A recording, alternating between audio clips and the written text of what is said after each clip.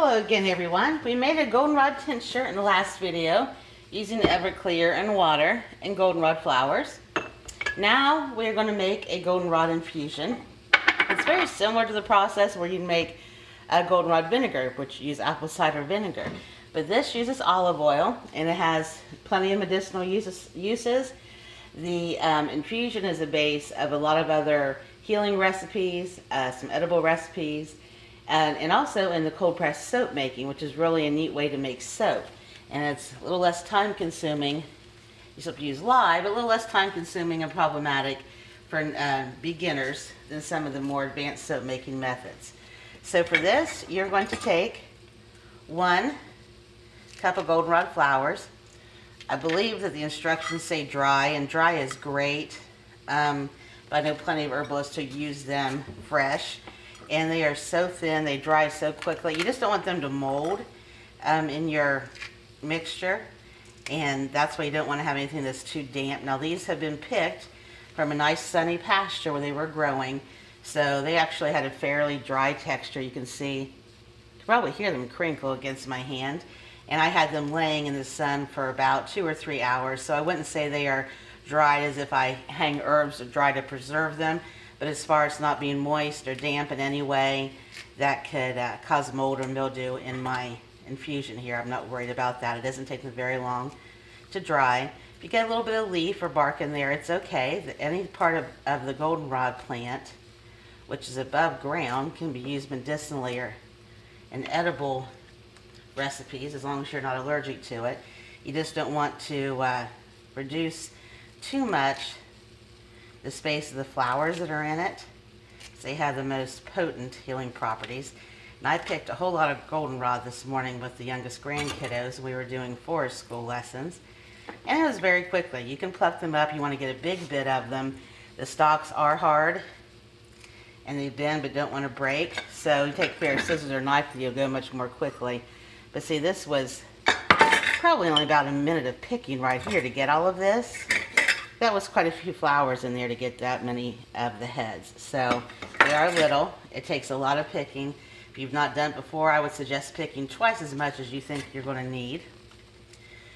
Now, as far as goldenrod and hay fever, I personally think, and I believe I said in the article, and I know I did in the other video, that goldenrod gets a bad rap.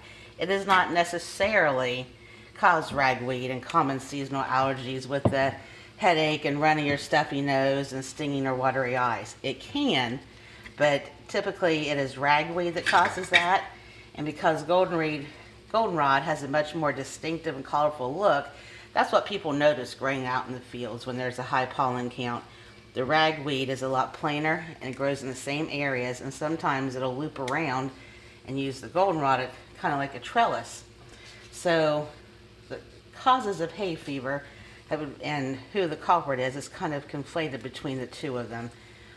You can have an allergy to it. I mentioned in the other video on how to make the goldenrod tincture that a researcher did a study and planted a whole field of nothing but goldenrod, plucked it, weeded it, made sure there was no ragweed.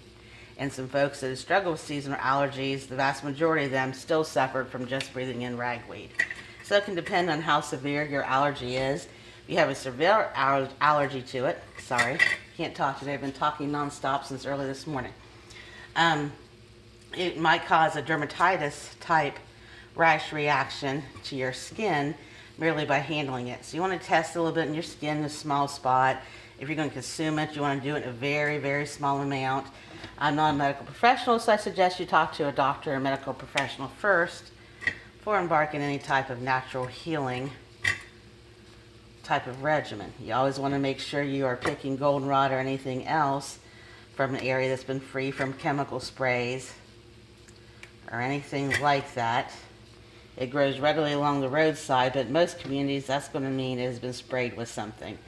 And even if your neighboring farmer or homesteader says, sure, you can come over here and forage whenever you want, you got to double check and make sure what they spray. Some folks don't think of certain products as actually being harmful. They've been told that, or they just think that it's sold so it's safe by the government, which doesn't mean it's going to be safe to consume or even use topically.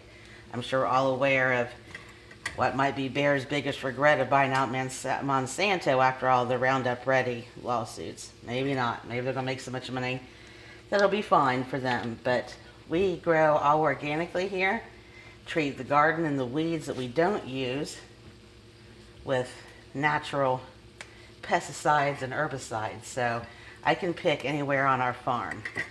You need to make sure you know what was grown in, around, or sprayed upon anything you're going to forage. Now this is not quite a cupful. It's pretty close. I could go ahead and throw in some leaves if I wanted to take up some space. You can see these leaves have some damage onto them by bugs. Not Japanese beetles, which we've had such a problem with, but typical garden bugs. So I'm not going to put anything in there with a bug bite. And it doesn't necessarily mean it's bad. You could cut the bug bite out like you would on an apple or a tomato. But I don't need that much more space in here, and I can just go the little tiny bit less olive oil if I needed to. All these measurements are approximates. You want about a cup. So we're going to go ahead and get our goldenrod in here now that we've measured it out. You could also, if you're going to make this frequently, keep one mason jar just for this to save this tedious step of trying to move it all in here without losing a tinky tiny little bit. And get it pressed down. Mark the level on your mason jar. So that's about halfway. You really would like to have it ideally up here. I got a few more bits and pieces in here. So you could eyeball it and not have to use a measuring cup. And you need about 12 ounces of olive oil. I get mine, it's extra virgin olive oil, and I've used it for just cooking regular meals. We have some good expensive kind, my husband's stockpile. But this is from the Dollar Tree, and other than the plastic bottle, I think it's great. It works just fine. So I'm not going to measure out the 12 ounces, which is approximate, especially because I'm using a little less goldenrod, and you really want to fill it up to the lip. And my dollar's worth of olive oil.